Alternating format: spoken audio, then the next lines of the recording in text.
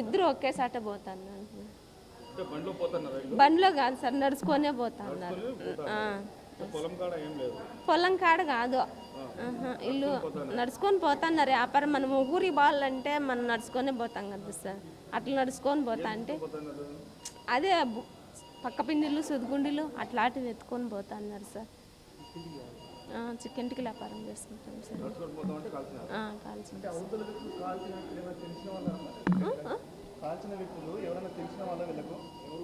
ఏం మాకెవరు తెలుసు సార్, మాకెవరు తెలియదు. తెలియదు. కొంచెమే తగిలింది, రాయచోట్లో ఉన్నాడు, హాస్పిటల్లోనే ఉన్నాడు. మాకైతే ఏం తెలియదు సార్. మేము వ్యాపారం చేసుకునే వాళ్ళు, మాకు అట్లాంటివి ఏముంటాయి సార్. వాళ్ళు ఏమనుకొని కాల్చినారో తెలీదు. మేము వ్యాపారం చేసుకుంటాం సార్. మగోళ్ళు ఆడవాళ్ళు అందరూ వ్యాపారం పోతాం. బోకుల వ్యాపారం పోతాం, చికెట్కి వ్యాపారం. అదే కదా సార్ మాకు. మేము అట్లా అప్పులు అట్లా చేసేవాళ్ళం కాదు సార్. తెలియదు సార్, మేమేమనుకోలేదు సార్. అది ఎవరు కాల్చినారో మనకైతే అర్థం కాలేదు. మేము సంబేపల్లిలో ఉంటాం సార్.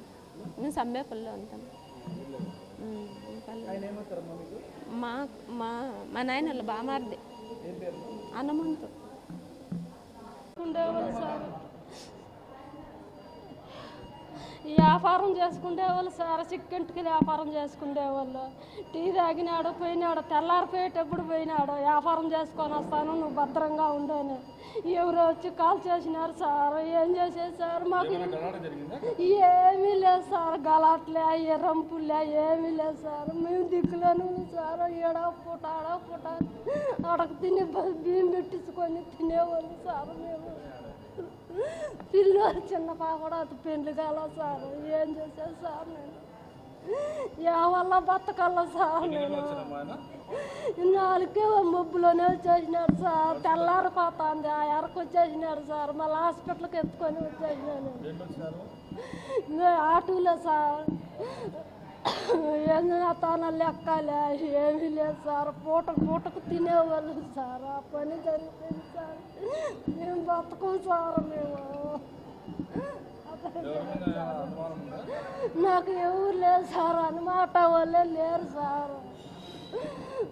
ఎక్కడంటే అక్కడ పోయి సంపాదించుకొని గింజిపోసేవాడు సార్. ఇద్దరం పిల్లలతో మాట్లాడుకొని పిల్లలు చెల్లి కూడా ఇచ్చినారు సార్. ఇద్దరికి పెళ్ళి అయింది సార్. నా మనసు ఎట్లా సార్ చెప్పండి సార్. ఎవరు సార్? మా హనుమంతు.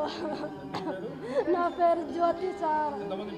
3 సార్. నాకు మగ పిల్లలకు పెళ్ళి అయిపోయినాయి సార్. చిన్న పాపకు పెళ్ళి కాల.